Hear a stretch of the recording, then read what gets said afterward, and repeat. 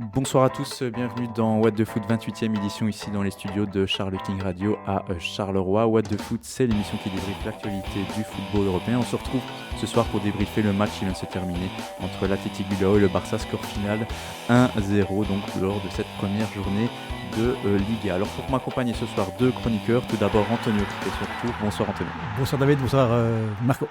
Et Marco. Bonsoir Marco.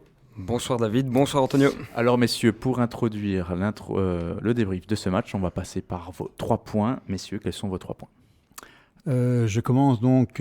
Premier point, un hommage à l'entraîneur méconnu de Bilbao, Garitano, donc, qui, depuis qu'il a pris Bilbao en fonction, est invaincu à domicile, en ayant déjà reçu 2 fois Barcelone et l'Atlético. Donc ici, encore une très bonne performance, une très bonne organisation. Deuxième point, on parle rarement de ce club vraiment à part qui est Bilbao, et ici je ne parle même pas de la victoire ou même le nul. N'oublions pas que Bilbao c'est un club avec uniquement 11 joueurs, et je ne dis pas 11 joueurs, je dirais 17 joueurs, même ceux qui sont sur le banc, avec des origines basques ou de Navarre. C'est un club complètement unique et une équipe unique en Europe, c'est du jamais vu, et c'est une équipe qui, depuis le début de sa création, n'est jamais descendue en Division 2, il ne faut pas l'oublier. Avec Barcelone et le Real. Tout à fait, les deux seuls. Même l'Atlético est descendu. Oui, ce qui fait de ce club un club complètement à part.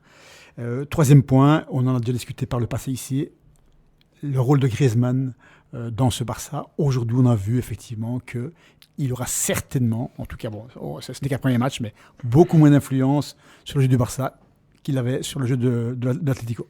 Marco, c'est à toi. Alors moi je vais être assez concis sur mes 3 points parce que ce sont quand même 3 points évidents qui me semblent. Alors moi j'aimerais bien souligner la performance de Aduriz qui a remplacé Iñaki Williams et qui a mis un but plus que somptueux, qui est peut-être même déjà le but de l'année. À 38 ans. Même moi qui ne suis pas nécessairement supporter de Bilbao, j'ai célébré ce but tellement qui m'en a mis plein les yeux. C'était magnifique, chapeau à 38 ans. Ensuite, le deuxième point pour moi, ce sera les choix tactiques de Ernesto Valverde. On en aura l'occasion de discuter plus tard, mais sincèrement, il y a de quoi se poser des questions. Et le troisième point, c'est déjà la question qui était sur toutes nos lèvres l'année passée et qui revient encore cette année. Y a-t-il déjà une Messi-dépendance ? Voilà. Très bien, le débrief est lancé. Messieurs, on va revenir donc sur ce Bilbao-Barça, score final 1-0, un but d'Aduriz de toute beauté, rien à dire. Et on va commencer donc ce débrief avec les compos de départ. La compo du Barça, les choix d'Ernesto Valverde, Ter Stegen de les buts, Semedo arrière droit, défense centrale, Piqué l'anglais, Alba arrière gauche, c'est classique. Busquets a été relégué sur le banc, c'était De Jong titulaire, avec Sergi Roberto et Alenia au milieu de terrain. Ensuite, la compo de départ en attaque, c'était Griezmann à gauche, Suarez en pointe et Dembélé à droite. Marco, Valverde qui a dû bricoler finalement avec cette absence de Messi. Il a dû bricoler. Je pense que niveau défensif, il ne pouvait pas aligner mieux que ce qu'il n'a aligné, c'est-à-dire un très bon quatuor défensif qui a bien performé l'année passée, qui a encore performé sur le terrain, je pense. Choix assez étonnant de titulariser Frenkie de Jong dès le premier match du Barça. Message envoyé à Busquets peut-être. Message peut-être envoyé à Busquets. Attention Busquets, il y a de quoi avoir peur. Parce que c'est quand même assez significatif. Parce que Busquets sur le banc en 9 ans, sincèrement, lors d'un grand match, j'ai je pense même De Jong ne s'attendait pas à reléguer Busquets sur le banc aussitôt en tout cas. Ouais. Je pense qu'il pensait jouer avec lui, quoi. Et alors, un peu surprenant les choix d'Alenia et Sergio Roberto. Ça me fait penser à un milieu très très contrôleur et manque de créativité, ce qui a manqué d'ailleurs au Barça durant tout au long de ce match. Et ensuite en attaque, un Suarez qui est encore à la ramasse, quoi. Enfin, pour moi, déjà l'année passée c'était pas ça, et même avec des balles qui arrivent dans ses pieds, le grand Suarez l'aurait mis au fond, quoi. On se souvient de la passe. On va juste revenir sur la compo. Griezmann côté gauche, c'est ce qu'on attendait, c'est ce qui va se passer. C'est ce qui va se passer, ça va être le choix de Valverde. On a l'impression que ça ne fait pas les affaires du Barça, ce fameux Griezmann sur la gauche. Ce n'est pas. On y revient. On a l'impression que c'est un. Il y a eu une erreur de transfert, c'est un Coutinho bis repetitam en fait. Ok, on va pas trop se précipiter. On va passer avant. Voilà, on a l'impression qu'on ne veut pas déloger à son 4-3-3 et on veut vraiment déplacer un mec là. Il est talentueux, d'accord, tout comme Coutinho l'était, mais voilà, je pense qu'il faut tenir compte des postes natifs. Allez, la compo de Bilbao avec Unai Simon dans les buts, Kappa, l'ancien joueur des Barres arrière droit, Yaray Núñez pour la défense centrale, Yuri Berchiche, l'ancien joueur du PSG arrière gauche, devant la défense Dan Garcia et Unai Lopez, et le trio offensif derrière Williams, De Marcos, Raúl Garcia, Mounian Williams, c'est très connu, un 4-2-3-1 Antonio typique de Bilbao. Tout à fait, donc, et qui fonctionne très bien, et je dirais... Simple, un système de jeu simple, oui, voulu par complètement, Garitano, mais qui a très bien fonctionné, et il faut aussi mettre en exergue, surtout en première mi-temps. En deuxième mi-temps, la fatigue a joué, ils ont reculé pas mal quand même, il faut l'avouer.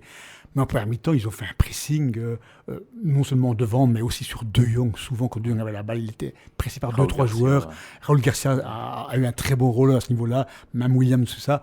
En fait, l'organisation en première mi-temps était pour moi parfaite de Bilbao, quoi. Donc, et les deux poteaux de Barcelone, c'est une erreur monumentale de Unai Lopez, je pense, qui passe en retrait, ou un exploit de Rafinha, évidemment. Donc, mais sinon, à part ça, Bilbao, en première mi-temps, intensité. On rentre dans ce débris, dans cette fameuse première mi-temps, Bilbao qui presse assez haut dès les premières minutes et qui se procure la première occasion avec cette fameuse frappe d'Iñaki Williams. Tout à fait. Williams très en jambes au tout début du match, évidemment. Donc, il a fait 2-3 courses extrêmement importantes. Il a mis en difficulté la défense. Il a frappé de loin. Une très bonne frappe d'ailleurs. Donc, une belle parade de Ter Stegen. Malheureusement, Bilbao était très intensif, mais manquait un peu de profondeur et de justesse sur le dernier geste, peut-être. Donc, ce qui fait qu'il n'était pas très dangereux non plus, quoi. Mais par contre, il y avait quand même beaucoup d'intensité. Et en fait, ils ont complètement empêché Barcelone de faire leur jeu. Parce que bon, Barcelone, même quand ils ne sont pas dans un bon jour, ils contrôlent le jeu. Et ici, ils ne contrôlaient même pas le jeu. Donc voilà, il y avait beaucoup de pertes de balles, des balles, je dirais, en hauteur. Mais bon, les défenseurs de Bilbao et les milieux de terrain étaient quand même très, très, très puissants. Et donc, sur des hommes. Et avant ce poteau de Suarez qui vient de nulle part. Parce que oui, tout à fait. Le Barça est inexistant. Griezmann sur son côté gauche est cantonné là. Il revient vers l'arrière. Il ne sait pas percer. Oui, et même des défauts techniques, des déchets techniques de Griezmann, il ne nous a pas habitués à ça. Est-ce que c'est le stress? Il faut mettre en exergue quand même, je pense que le travail de Bilbao à ce niveau-là. En premier mi-temps, il était un travail asphyxiant, je dirais même pour Barcelone, et ça réduit à néant un petit peu donc la performance de Barcelone. Mais voilà, donc même si, comment dirais-je, on parle de Aleñá, effectivement, qui c'est un peu étonnant qu'il ait joué. Il faut savoir que Aleñá l'a joué parce que lors du dernier match contre Naples de préparation, ça a été un des meilleurs joueurs, quoi. Donc c'est un petit peu sur base. Avec Dembélé aussi. Ouais, et Dembélé également. C'est un peu sur base de ce match-là que, à mon avis, pensant qu'il était en grande forme, et voilà, et c'était peut-être un bon choix à la base de Valverde. Malheureusement, il a fait un peu les frais de cette première mi-temps un petit peu donc difficile. Et bon, c'était aussi plus facile de sortir de Aleñá qu'un autre aussi peut-être. Oui, c'est vrai qu'il n'a pas l'aura qui. Exactement. Et voilà, donc. Mais bon, je pense qu'en deuxième mi-temps. Pour rester encore d'abord sur la première mi-temps, je pense que Bilbao aurait quand même mérité un avantage, au moins d'un. Mais en fait, sans être très dangereux. Mais j'ai quand même les actions concrètes, c'est côté Bilbao avec cette belle phase, l'une d'eux qui a fonctionné dans le dos de Jordi Alba. Une remise en retrait un peu hasardeuse, mais c'est quand même des actions qui sont prises. Il y avait 3 tirs à 0 après une demi-heure. Mais quand de là de dire c'est mérité, bon, maintenant Barcelone a quand même fait un poteau, une latte aussi en première mi-temps, quoi. Donc, même si effectivement, je trouve que Bilbao était plus intensif, au niveau de la production, c'était supérieur à Barcelone. De là à dire qu'il méritait, c'est un peu difficile à dire. On est d'accord que les actions décident, ça vient en première mi-temps d'exploits individuels. Rafinha, c'est un exploit individuel. C'est vrai. Et le poteau de Suarez, c'est un cadeau de la défense. Est-ce que Barcelone a vraiment créé ces occasions? Non, du tout. Et c'est vrai d'un point de vue collectif. C'est vrai que Bilbao, en première mi-temps, il y a non seulement ce fameux 1-2 qu'il y a eu entre Kappa et c'était De Marcos, mais aussi la très bonne ouverture donc de Yuri sur Williams, qui est un peu déporté. Là, il finit de manière un petit peu trop doucement. Difficile d'enrouler, quand même. Difficile. Mais dans ces cas-là, je pense que le mieux pour un attaquant, c'est peut-être de la mettre au premier poteau, quoi. Parce qu'enrouler, le gardien, il lit l'action, il sait lire l'action. Après, Ter Stegen fermait bien l'angle. Donc, oui, mais en fait, justement, enrouler, c'était... Ter Stegen, je crois que tu dois l'enrouler, mais parfaitement, malheureusement. Iñaki, je pense qu'il a ces qualités-là, mais peut-être que. Oui, mais Iñaki, c'est pas non plus un super buteur. Je veux dire, il marque jamais. C'est un bon coureur de profondeur. Quoi. Oui, complètement. Mais il reste très, très, très dangereux, quoi. Je veux dire, à ce niveau-là.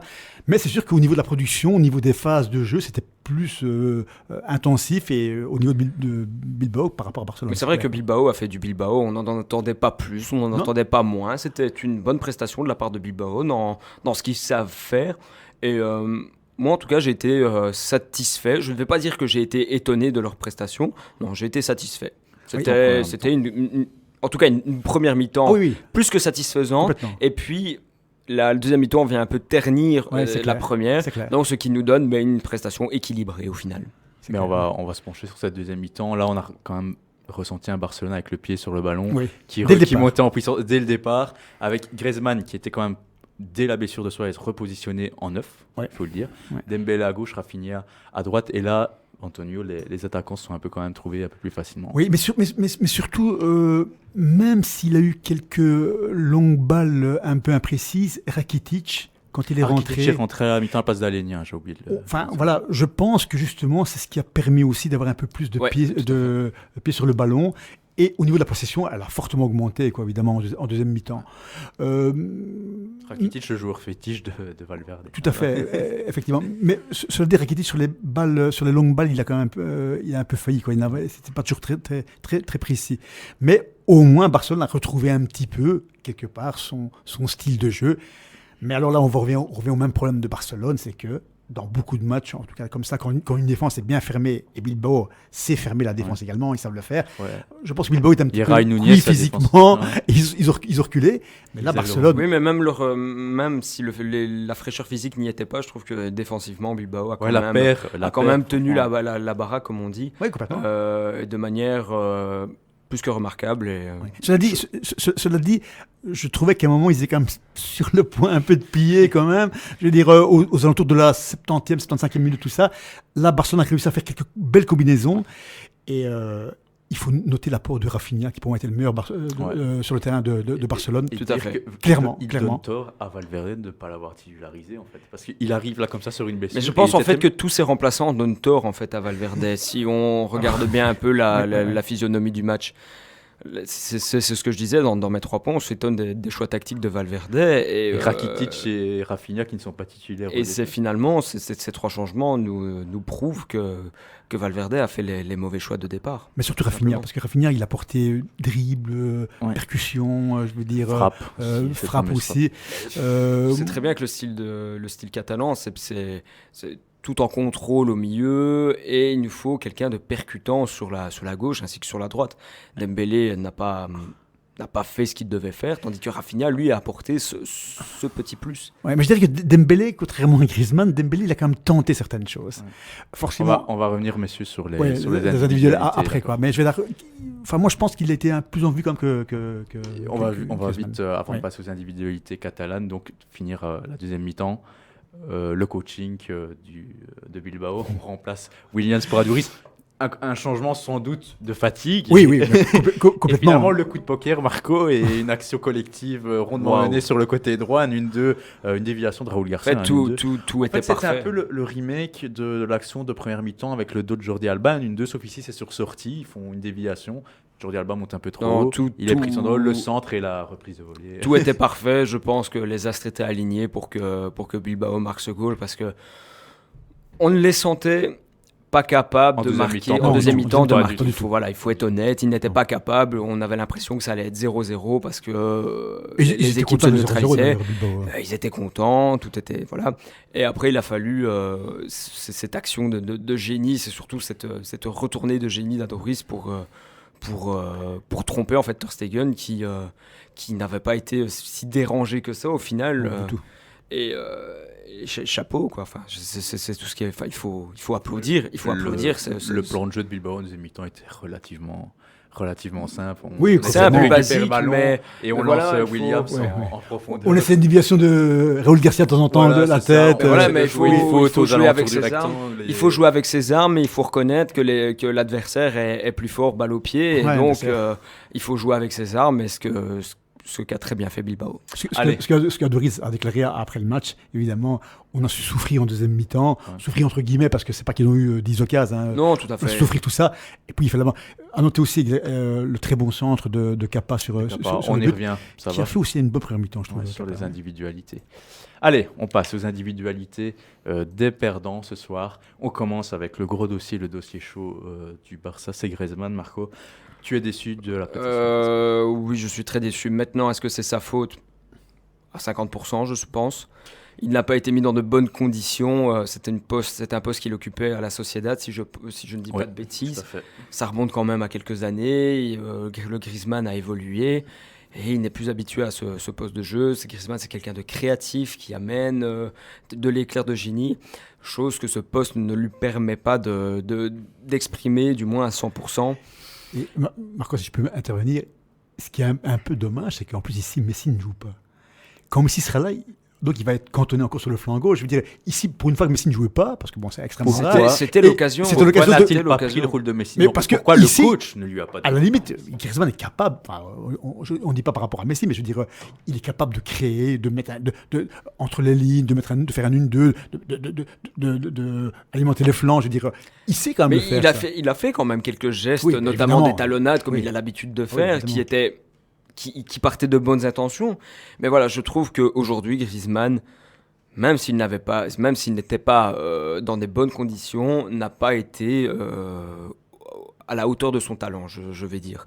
Parce qu'il y a eu des déchets techniques, il y a eu des erreurs de positionnement, chose qu'il n'a pas l'habitude de nous montrer.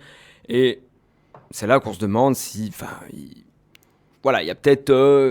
la sauce ne prend peut-être pas. On a déjà eu ce cas à Barcelone et ça peut trotter dans la tête. Tu as peur Voilà. d'un remake Coutinho? Mais ne nous avançons pas. Ne nous avançons pas. C'est la première journée. Mais on sait très bien que les points sont quand même cruciaux. Même si tu t'appelles Barcelone. Oui, mais c'est la première journée. Mais en fait, on a déjà fait le débat sur Griezmann ici dans une émission précédente, tout ça.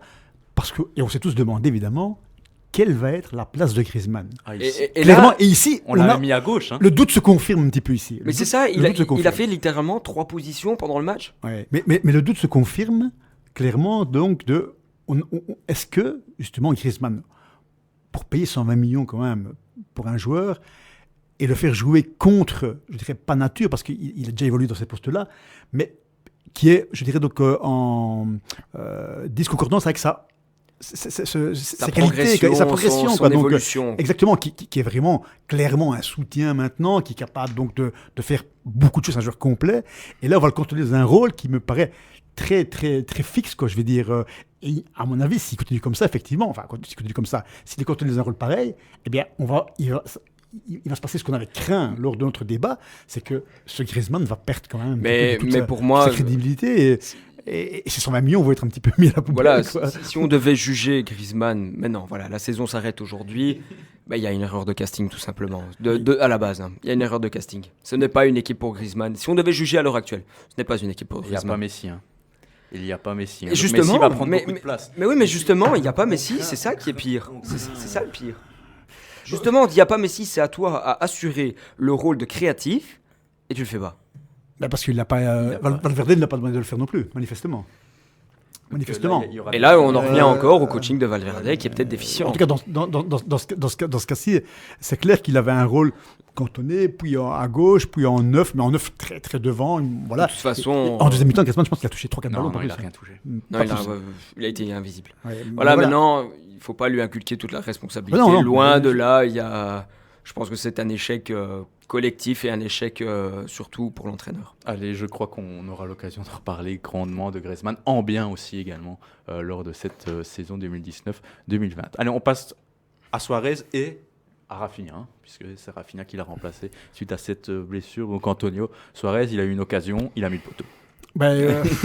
Oui. Il a eu mal, il a tenté l'occasion, il a eu mal. Il allait sortir, effectivement, il s'est rendu compte qu'il avait la balle à côté de lui.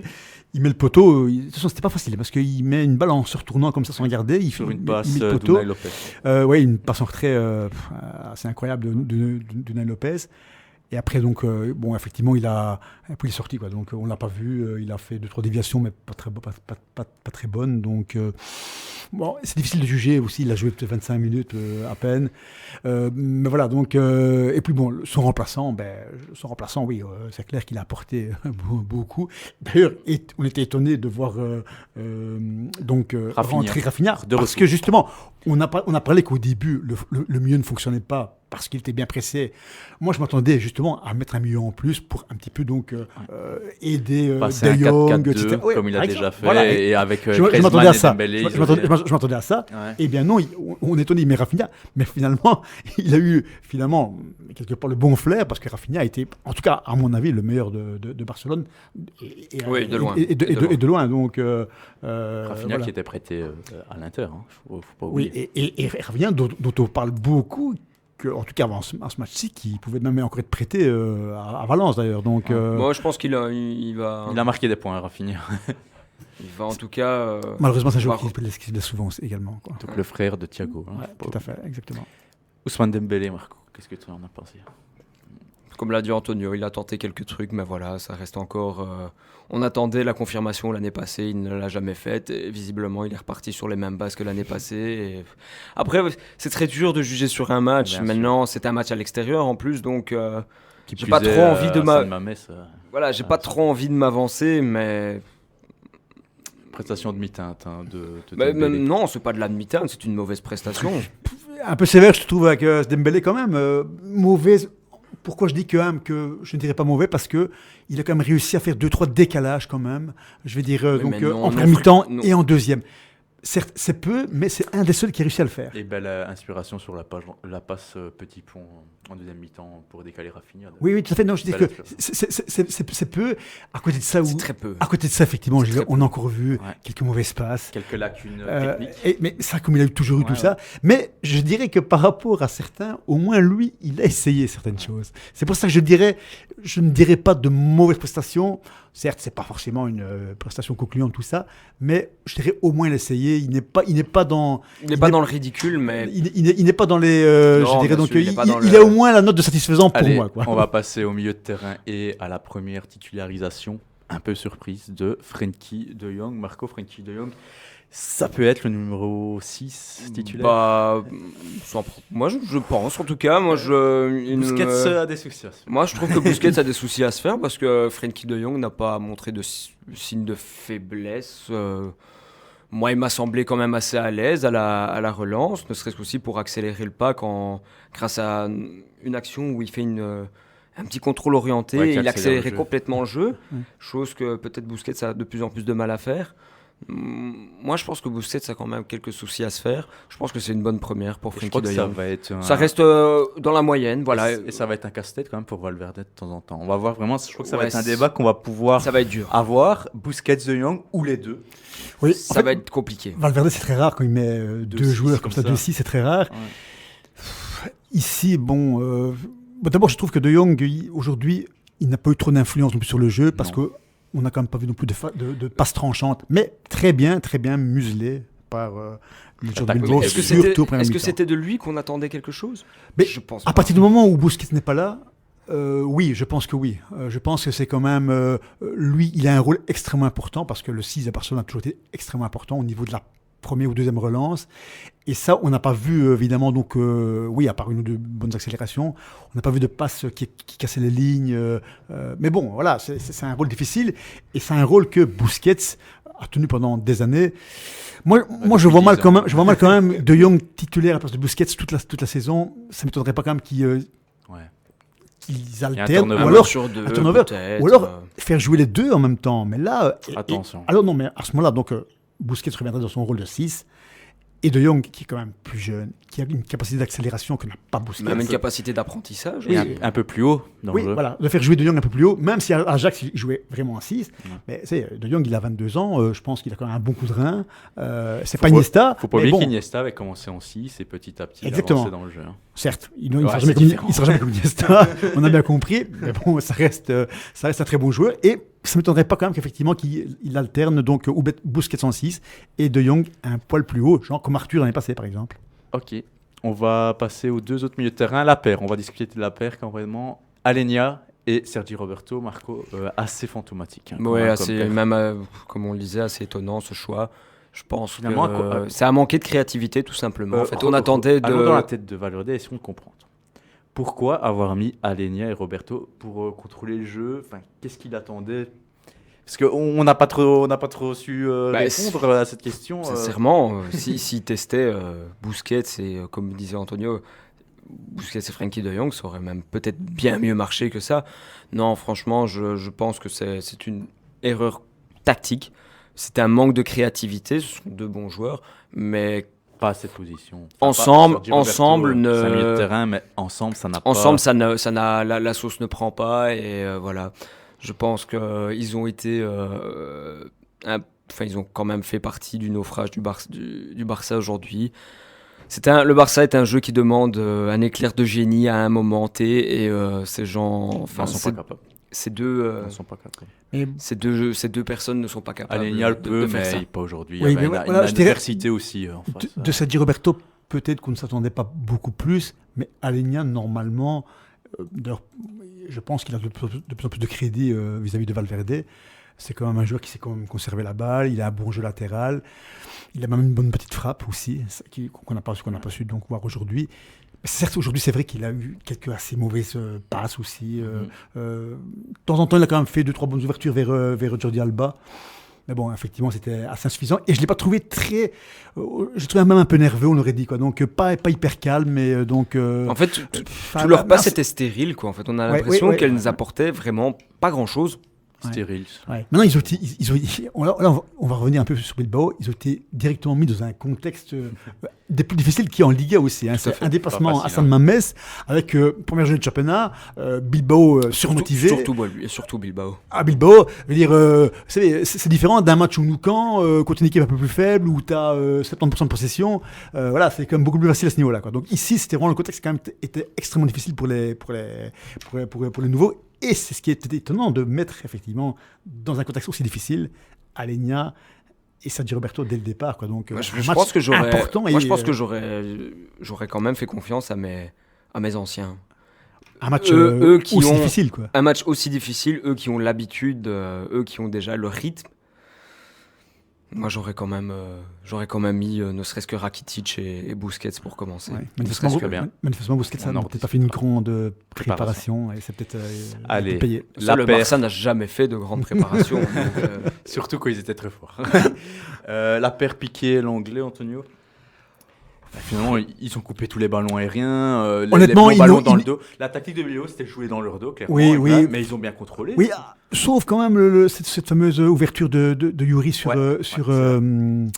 Williams. Je pense que c'est l'anglais, ou je ne sais plus trop si c'est l'anglais ou Piqué, un des deux a quand même été pris de vitesse. Ouais. Un petit peu ce qu'on craint de ces deux joueurs-là, évidemment. Ouais. Donc, dans le dos. Dans le dos, tout ça.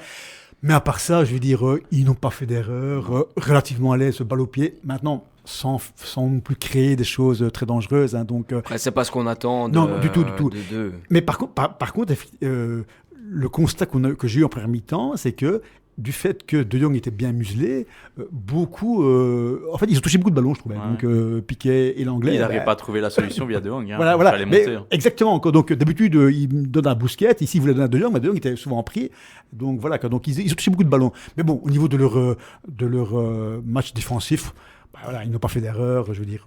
Voilà, le goal tombe un peu d'une autre planète, donc ça rien faire. On y revient dans quelques minutes, ça va, on va rediscuter un peu des joueurs de Bilbao.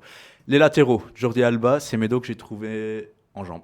Enfin, les deux, sincèrement, je les ai trouvés en jambes. S'il y avait un classement, premier, ce serait Rafinha. Et derrière, on mettrait les latéraux parce que ce sont eux qui ont apporté du poids offensif. Notamment Semedo qui est très percutant, je trouve, très déroutant. Et Jordi Alba qui a fait du typique Jordi Alba. Voilà, qui a fait comme d'habitude du Jordi Alba, mais il n'y avait pas son comparse, donc ça a été plus difficile. Il essaie de 3 passes hors trait. Ouais. Heureusement, pour le moment, la sauce n'est pas encore là avec Griezmann. Mais voilà, non, c'était une bonne prestation des deux latéraux. Jordi Alba s'est quand même fait avoir une ou deux fois par la fougue de Williams, sur le 1-2 aussi avec Kappa. Mais voilà, on sait bien qu'Alba est plus, je dirais donc, réputé et plus performant, je dirais donc, devant que derrière. Quoi, donc, Rakitic, avant de passer au gardien. Tantôt, j'en ai parlé un petit peu. Rakitic, une bonne rentrée, même s'il a eu quelques défauts dans ses longues passes qui n'ont pas toujours abouti. Maintenant, il a mis le pied sur le ballon. Je veux dire, sa rentrée a permis à Barcelone de, quelque part, faire plus du Barcelone qu'en première mi-temps. Donc, il a fait une ou deux bonnes frappes qui, malheureusement, est passé légèrement dessus. Mais pour moi, ça reste un pion qui va être, j'en suis convaincu, s'il reste dans le noyau, il va finir par être titulaire le 3/4 des matchs. Quoi. Donc, ça reste quand même une valeur sûre, je pense, de Barcelone. Oui, Valverde. Il y a beaucoup de supporters qui s'en déplaisent, mais je crois que c'est une valeur sûre de Valverde. Surtout un pion comme ça, il va être titulaire et à la fois 12e homme parfois dans certaines rencontres. Non, il va être trop important, il partira pas. Et puis c'est un joueur aussi qui est toujours capable de marquer aussi des 20 mètres. Ouais. Je comprends pas trop parfois les critiques, c'est les puristes critique Rakitic, surtout qu'il les a sauvés pas mal de fois. Bah, c'est parce Ouais. qu'il compare à Xavi Iniesta, bah, Ouais, forcément. oui, Donc, Faut comparer ce qui est comparable. Ter Stegen, il sait rien faire sur le but. Bah, à part ça, il a pas. non. Il a, Bah, pas il a eu de même fait déchets 2-3 bons arrêts, Ter Stegen, donc notamment sur la frappe d'Iñaki Williams qui arrivait quand même assez puissamment. après 7 minutes. Hein. Après 7 minutes, donc t'es pas nécessairement chaud après 7 minutes, et finalement il a quand même répondu présent. Il était là, il était très bien positionné quand il le fallait, il fermait bien les angles, c'était un très bon match de Ter Stegen. Et voilà, la frappe, c'est la frappe, c'est tout. Enfin, aussi Allez. de trop bonnes sorties aériennes. Ouais, on Il passe. était convaincant, il était sûr. On passe au vainqueur du jour. On va ressortir quelques individualités du système de Bilbao et de l'Athletic. Inaki Williams, qui a prolongé, il faut quand même souligner, de 9 ans son contrat. Il a une clause à 135 millions d'euros. Inaki Williams, bonne performance, Antonio. Je dirais qu'il a très Difficile. bien commencé. Difficile quand même Il comme a- rôle. Hein. Il a très bien commencé dans son rôle. En C'est-à-dire pointe que de 4-2-3-1. il joue tout seul en pointe. Et Ouais. donc, mais par contre, son rôle, il le fait à la perfection. En tout cas, tant que ici, il avait des jambes, quoi. Mais au fur et à mesure que le match avançait, il s'éteignait quand même petit à petit, évidemment, quoi. Mais je trouve qu'il a très bien commencé en faisant 2-3 très bons raids. Même si des raids c'était sur le côté, on sentait qu'il apportait du danger. Et à Barcelone. Aussi, au début, il a très bien conservé la balle 2-3 fois, donc de dos, pour remettre en Les retrait. petits espaces, il a réussi. parfois à Exact, trouver ses- exactement. Il a fait une très bonne frappe, tout ça. Maintenant, au fur et à mesure que le match avançait, on Et commençait. il avait moins de ballons. Il avait moins de alimenté. ballons, Il contrôlait moins bien. moins décisif, évidemment. Quoi. Donc, et au niveau de l'occasion, là, son shot était un peu ouais, fébrile. ça lui a, ce qui a manqué à la prestation d'Iñaki Williams, c'est la frappe tout simplement. Mais, Et c'est mais le but plutôt. Williams, j'ai regardé un petit peu ses stats. Williams, l'année passée, c'est sa meilleure saison. Mais c'est la première saison où il était vraiment titulaire indiscutable. Parce 38 que, matchs. oui, 38 matchs joués. il a joué tous les matchs. Donc, Ouais, il avait joué il a mis 13 buts au championnat. Il faut savoir que la saison d'avant, c'était Adouris qui était titulaire indiscutable. Des fois, il jouait les deux, mais c'est vraiment que depuis une saison, depuis l'année passée, vraiment qu'il joue tous les matchs. Quoi. Bon, à Donc, 38 ans, il est temps de laisser sa place hein, aussi. oui, je pense. Oui, mais Adouris, il faut savoir qu'Adouris, ça fait des années qu'il marque 15, 16, 17 buts par saison. Quoi. Donc, même à 35, 37 ans. Donc, c'est un joueur qui est extrêmement performant. Un beau signe d'espoir. On les a. Oui, exactement. On, Exactement. on enchaîne un petit peu avec son remplaçant donc, du soir. Vite, 1 ou 2 minutes, Adouris, une prestation, une note pour la prestation d'Adouris du soir. Wow, Première balle qui touche. c'est un 10, hein, ça. C'est... Et ce qui- Tu juges le 10 pour le saut artistique ou pour, pour la prestation? Pour la célébration. non, Adouris. c'est ouais. magnifique. On Voilà, se penche je- un peu sur ce joueur atypique. Ouais, attention, Adouris, d'abord, effectivement, il a 38 ans. Il a annoncé, c'était sa dernière saison. Donc il arrête fin de saison. Ici, en plus, ce qui était frappant, et déjà, je trouvais que c'était très beau à voir et à entendre. Quand il est rentré, il a reçu une ovation. Ouais. Mais de tout le stade. Avant de marquer. Donc, mais déjà, la preuve que c'est un joueur qui est C'est un joueur qui est aimé. apprécié, aimé. Même s'il a eu des piges, il est passé par Valladolid, par Valence, notamment. Ça reste Bilbao quand même son club, évidemment. Et là, maintenant, il est revenu depuis 5-6 ans, plus ou moins. Et je veux dire, à chaque fois, il marquait une quinzaine de buts par saison, pratiquement. Il est même arrivé une fois à 20 buts par saison, en 2016, me semble-t-il. Et se caractérise par un jeu de tête exceptionnel. Ouais. C'est Exceptionnel. un jeu de tête, Ah, c'est un c'est- pivot. Et quand on voit aujourd'hui le but qu'il marque, on se dit malheureusement qu'il est en fin de carrière, mais c'est un attaquant qui a un En niveau. fait, c'est une figure de la Liga. Oui. En Europe, sûrement qu'il est méconnu du grand public, mais en Liga, on connaît sa tête, on sait son potentiel. Mais en fait, en plus, c'est un joueur qui se caractérise par marquer des buts, mais des buts superbes. Et Souvenez-vous du à but à l'OM. Marseille. Ah, j'allais pencher. Le but à Marseille, la Coupe d'Europe. Demi-volée qui lope Mandanda de 35-40 mètres. je crois. Exactement. Ouais, ouais. Et je pense que cette année-là, il a même été meilleur buteur de l'Europa League un moment. Il avait mis 8 9 buts. Ouais. En fait, c'est un joueur c'est une légende. Et ici, je pense qu'avec le but ici, ben, il peut partir. Je veux dire, donc, Ouais, il peut partir maintenant. il peut arrêter sa carrière. Il peut arrêter sa carrière maintenant. Mais bon, on a vu son amour pour le club, ne serait-ce que par sa célébration. Ouais, tout à fait. Non, c'était 10 C'est pour la retournée, c'était magnifique. Sincèrement, effectivement, la deuxième mi-temps, on était tous un peu déçus parce que Ouais. le match s'endormait un peu. Ouais. Ah, je pense pas qu'on aurait un enthousiasme d'en parler. Non, non, là, complètement, quoi. actuellement, Donc, si c'était resté et ça, 0-0. ça Ça a éblouit. explosé. Enfin, mais tout le monde était heureux, quoi, Mais finalement. quoi, donc, même supporter de tout horizon, Ouais, mais complètement. on ne peut qu'apprécier cette mais frappe. complètement, quoi. Donc, Et, il y a non. que ceux de Barcelone qui n'étaient pas contents, quoi. Donc, Bah, même, parce que voir des buts ainsi d'une telle qualité, c'est très rare et il faut être. Je ne reviens plus sur l'adjectif, mais il faut être heureux de pouvoir encore regarder des belles choses comme ça. Je dirais même pour la transition qu'il y en a un qui aurait été capable de mettre ce but, c'est Raúl Garcia. oui. Moi, je suis un peu étonné qu'il n'ait pas fait sa frappe des 35 mètres dès le début. Moi, mais bon, Oui, enfin, mais c'est vrai que Raúl Garcia est capable de faire ça également, quoi. Donc, c'est marrant, Raúl Garcia et Aduriz, finalement, ils ont un jeu de tête exceptionnel tous les deux, et aussi capable de faire des demi-volées ou des volées comme ça, donc et, on attend. et ce qui caractérise ces deux personnes, ce sont leur hargne aussi. Ah oui, complètement. Ouais, Je on trouve revient que sur la c'est- prestation de Raúl Garcia, comme tu dis, là, son pressing sur le numéro 6. C'est exemplaire, c'est vraiment exemplaire. Ce sont ces joueurs-là, même s'ils ont une qualité technique moindre que les autres, Bien sûr. leur rage et leur hargne de vaincre compensent à 100% cette lacune. C'est difficile. Ce qui fait qu'ils peuvent te neutraliser un joueur à eux tout seuls.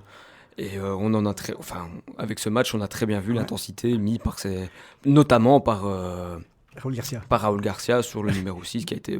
Mais, je ne sais pas si vous avez bien vu, donc, en parlant de Raúl Garcia, après 1 minute 30, il va mettre une petite semelle à De Jong pour montrer, attention, bienvenue au San Mamés, bienvenue avec Raúl Garcia qui est, Ouais. il faut l'avouer, je veux dire, Contre la jaune, hein, là-dessus. mais Raúl Garcia, malheureusement, dans ce cas-ci, malheureusement, il est capable de gestes comme ça, un petit peu C'est vrai qu'à tous les matchs, il est crapuleux, quoi. crapuleux. Donc, mais bon, pour moi, c'est un immense joueur parce que voilà, il est complet, je veux dire, il se bat, je veux dire, il a un bon jeu de tête.